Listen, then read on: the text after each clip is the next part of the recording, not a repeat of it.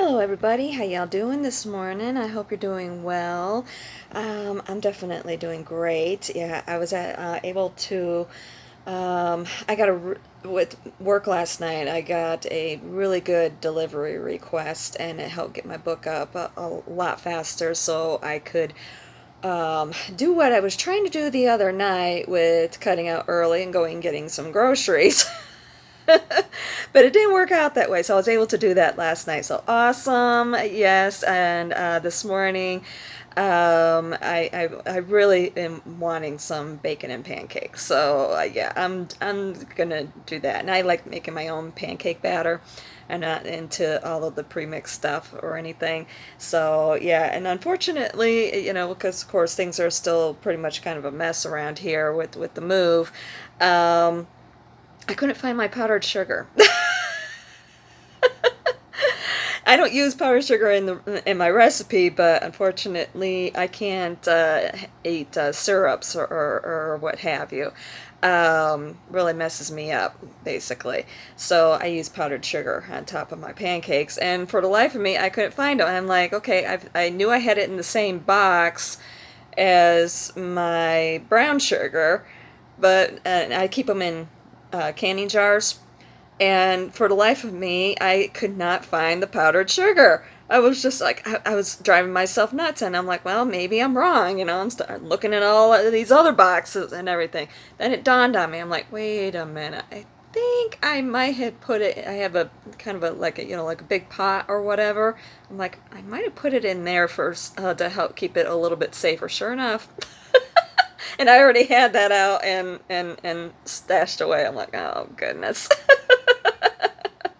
Found my powdered sugar at least. So, yeah, I'm looking forward to that. And I don't know if I have the pancake recipe over there on the blog or not.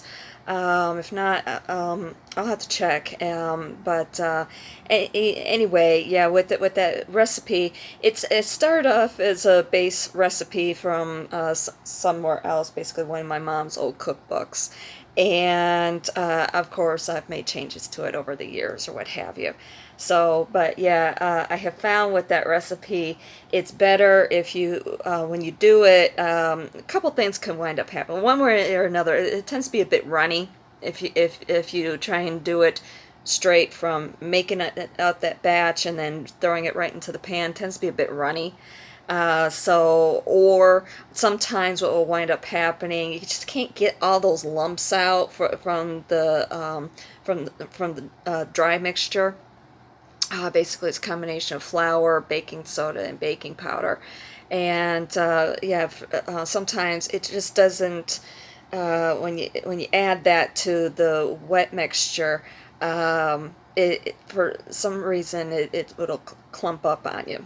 So what I do is to help thicken it up and also help get all the clumps out, I'll take it and throw it into the fridge for at least an hour. If you can do it overnight, it's even better because then it's nice and thick. And just stir it up. I prefer whisking. It's one of the few recipes I actually whisk everything together because it just seems to blend a lot better. So, but yeah, I threw that into the fridge, and you just go in there and you just whisk it up every once in a while to because it'll also get like a little bit of a film on top, so you can kind of help mix all that up together as well. So, but yeah, I'm looking forward to having some bacon and pancakes. Sounds really good. And I got some stuff to make some spaghetti. I like to make my own homemade spaghetti sauce. And um, also, I had seen when I was at the one Walmart location that I really like to go to, prefer to go to. They also had some chicken tenders, so I can see about frying those up and do some fried chicken, mashed potatoes and gravy, some corn. Yeah, basically some pan gravy. Oh, so good. Yum, yum, yum, yum, yum. So I got a few things that I can do. Um, But yeah, oh yeah, with spaghetti, got some stuff for some salad, do side salad, and also some um, garlic bread, or some bread to do garlic bread. It's like, yay! And one nice thing about with where I'm at now, I'm back with an electric stove, which I actually prefer. I know a lot of people are, oh, gas, gas. I don't know. I get hotter flames and do better cooking with electric. I don't know. Maybe it's because of the way I was raised. I don't know. Um, but I actually prefer cooking on electric. So, especially with the broiler. One thing I hate, or I don't want I hate is kind of a strong word, but one thing I do not like about a gas stove is that broiler oven. You know, it's way down there in the bottom, and it's so small. You know, you're trying to maneuver to get your pans in and out or whatever, and it's just to me it's too cumbersome. I like with the electric range, you just flip it over to the broiler's setting, and the broiler is, that top heating element inside the oven there, and bam, you're done. So much easier as far as I'm concerned. You're not having to be getting down on your hands and knees, and your food is cooking on the floor. Basically, oh, that to me is just disgusting. I don't know because I mean, you figure, you got so much stuff that winds up going up underneath your oven and everything. Then you're cooking on the floor. Oh, to me that's I don't know. That to me is just gross. So yeah, I prefer an electric range personally, especially a flat top. Oh, I love flat top ranges. Oh, those are so awesome. So yeah, I had one once. I loved it. Hate giving it up, but oh well. But anyway, so yeah, that was really great. And I was gonna maybe see about trying to cook last night when I got home, but I was a little bit tired, so I decided, I'll crash for a little bit. Had the rest of my um, uh, dinner from the other night. I got 3 meals out of that. It's like, yay. So, but yeah, I had that and everything, and it's like, all right, set ready to go. Did my yoga this morning. That was awesome. And yeah, it's like, all right, we're getting there, we're getting there. And Miss Possum, she's actually over there on her tree, looking out the window right now. She's getting there, she's getting there. So it just takes time, Of course, people when they walk by and everything, she gets all or whatever, and or even seeing people across the building across from us, as she kind of like, I don't know, and runs away. But she's getting there. She's getting there. So, but yeah, it's slowly it's coming. Just that's the thing. We can all have a tendency to want everything right now, being patient, especially in this day and age, because of a fast-paced society that we live in and everything, and the way that we're conditioned. We can have that tendency to be impatient for things.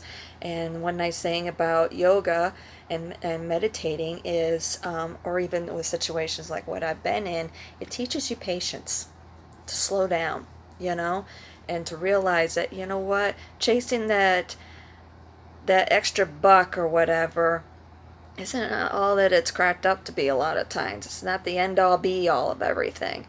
I mean, I realize that money and so forth is essential in order for us to be able to live, do things that we want to be able to do, and so on and so forth. I get that. We have to conform to the parameters of this 3D existence. But at the same point, it's also important to remember that it's also not the end all be all of everything. So, yeah. But and just slow down. Take your time with it. That's the thing. Don't be in such a rush to get it all at the same time, because chasing that green grass, it's there's always going to be even greener grass beyond that green grass. You know what I mean?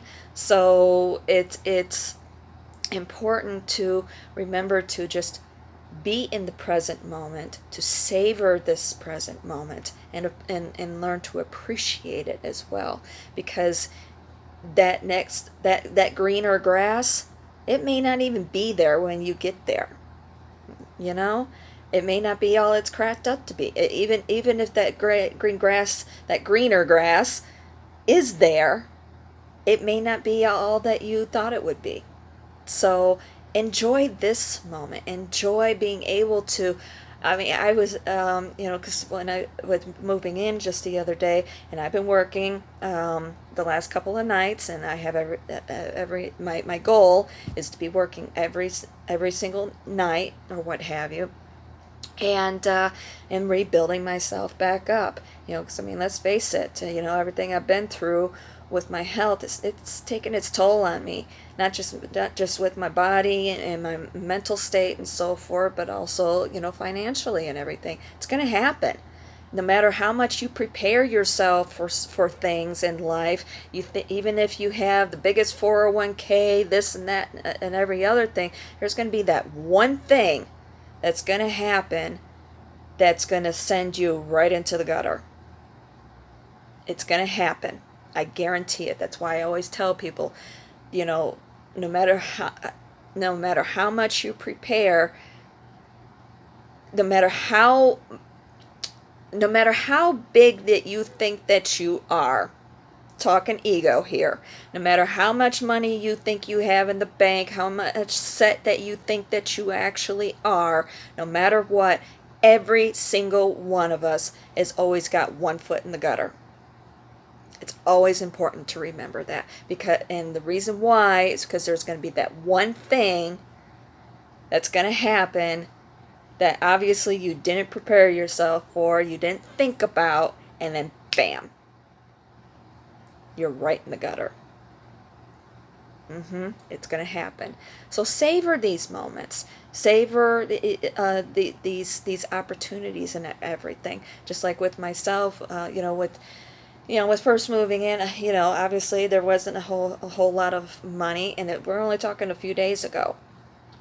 And I put off, buying some things that really did need, but at the same point, it's like, you know what? Do I really need it right this second? Do I need it right now in this moment? And the answer was no. And then, okay. So last night, I took an opportunity. I bought myself a dish strainer. I've been using my kitchen towels to set my dishes on. Fortunately, I haven't had much in the way of dishes to clean up or anything. But since how I know I'm going to be cooking, I was just like, all right, I'll let loose a little bit here. And I bought myself a dish strainer. Hey, it's those small milestones that make all the difference. And I'm proud of it. I'm actually looking at it. It's like, yeah, good job. Awesome. Those small milestones, those small moments. Savor all these moments. It's like it, because they all build up to what it is that you're actually striving for. So, you have that big goal, say for instance, like with myself, I would like to be able to, of course, I don't want to be here forever, but I also know this is where I need to be right now, okay? And I'm proud to be here right now. I'm proud of the fact that I was able to be here. I was able to secure this place. But ultimately, obviously, I have bigger aspirations. So, and obviously I don't want to be a delivery driver for the rest of my life either. But I'm also very happy and grateful that I have that job right now, that opportunity is available. Because, hey, let's face it, 5, 10 years ago, well, 5 years ago, yes, but 10 years ago, we didn't even have smartphones. And like Uber, Lyft, DoorDash, Instacart, and everything weren't even being thought of. weren't even being considered because, let's face it, we didn't have the technology. So I'm very grateful that I do have this opportunity where I can go out, I can work on my own schedule, I can cut out when I need to, and so on and so forth, and be able to make some money. It's not I'll, don't get me wrong, I don't think it's the best thing in the world, but I'm very grateful that I have it. And that's what matters. All need to be working on being more grateful and appreciative for what it is that we actually do have in our lives. And it actually helps boost your confidence, it boosts your positivity and your happiness. It's like, because chasing that greener grass may not wind up being what it's all that it's cracked up to be. Yeah, that rat race. So, yeah, and I know that that's something that yoga teaches us as well. Um, there's I know I'm always mentioning accounts that I follow, like up on my Instagram and so forth, especially my Instagram. I mostly am up on Instagram these days, not so much Facebook anymore, or really even any of the other accounts. But there's one account, I think it's called Lotus Yoga or something like that. I don't remember. But anyway, they did a post this morning. Oops, somebody wants to say hi. Want to say hi? Oh, there she is. There's the pretty lady. There she is. Say hi. She's like, oh, I'm getting me some muffins from my mommy. Yeah. Come here. Mm-hmm. So anyway, they did a post this morning, which I thought was very well written. Darn, now I can't remember what it says. It was basically pretty much talking along the lines. We don't do yoga to. Basically, it was saying we don't do yoga to improve our yoga. Okay, I it. I'm not quoting this verbatim, obviously, but basically, the gist was we don't do yoga to improve our yoga. We do it to improve our lives, and that's very true. With the meditations and forcing us to focus on right here, right now, and so forth. Uh, as you do yoga more and more, and do meditations and so forth, you do start noticing a lot of changes in yourself. You start noticing that things that you used to stress you out more really don't matter all that much anymore. Yeah. And, or at least they don't stress you out as much anymore. So, just something to think about. Yeah, most definitely. And one of the things I neglected to mention yesterday that I do actually before I get going with my yoga routine, before I even do my mountain pose with saying, bringing in the energy of the new beginning of the new day and everything, bringing in the sunlight basically, or the energy of the morning sun. Before I do that, I stand in mountain pose and I do a morning meditation of basically aligning and clearing my chakras, clearing out all of the gunk, or all of the energies that I had accumulated from the day before and also throughout the night, while sleeping and so forth. And I do all 12 chakras. I realized there's actually like 186 or 7. Yeah, there's a lot of chakras actually, because we have like several in our hands and our feet, so on and so forth. But I know most people, they recognize, or they um, um, know of the 7 main chakras, your crown down to your root. But there's also one that is about 12 inches below your feet. That's called your Earth Star chakra. And there's one that's also 12 inches above your head. That's the Soul Star chakra. And above that, there's three more that basically uh, end up in outer space, basically. The upper layer of the atmosphere, basically. So that's what I focus on, because the 12th chakra, way up there in the I guess the stratosphere or whatever, way up there, where the space station is orbiting and so forth, basically. Um, that one is the one that connects us to the divine, and so that's where I always start, and I go.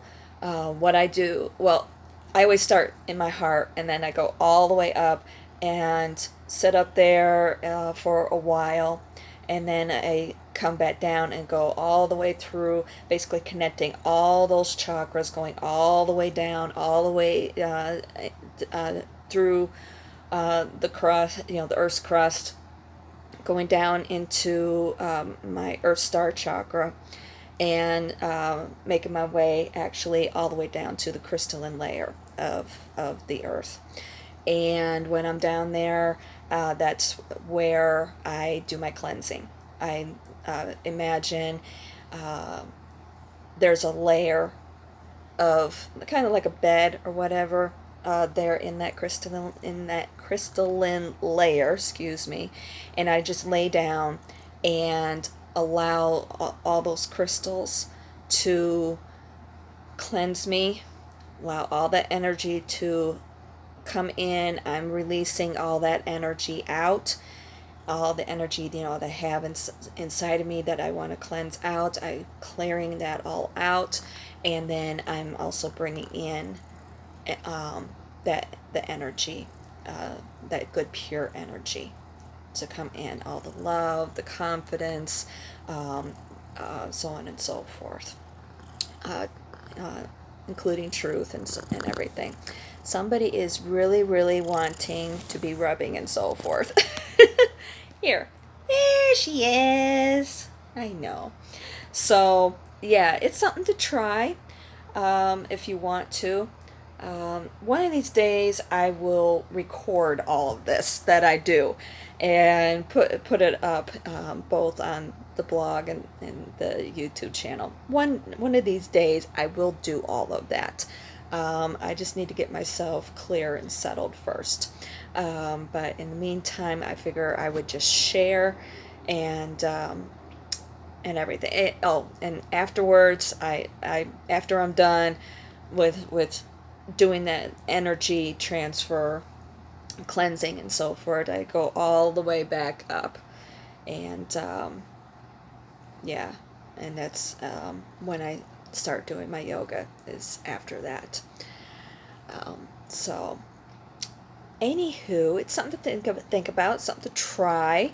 And I don't remember where I had found that. Um, but as far as going all the way down to the crystalline layer, I know it was somewhere during my research and so forth. Um, she wants her butt scratched. She probably has some dry skin back there. Um, yeah, she's definitely got some dry skin. So, but yeah, something to think about, something to try, something to practice, and see how it works for you. I thought I would share all of that with you, especially, with what I had found, um, uh, or came across on my Instagram feed this morning. So, anywho, I'm going to finish scratching her butt. I kid you not. Yep. There's that one spot back there at the base of her tail, and it just drives her nuts, as you can kind of see there. It just, oh. And she lets me know when she's done, and I haven't scratched her in a couple days either. But she just goes nuts. Yeah, that feel better? That feel better? I know she's so beautiful. She's beautiful both inside and out, just like Princess Diana was. So, but anyway, I'm going to finish up with this and get this video uploaded and go make myself some bacon and pancakes. Yummy, yummy, yummy, yummy, yummy. Alright, you guys. I love you all. I'll talk at you soon. Mwah.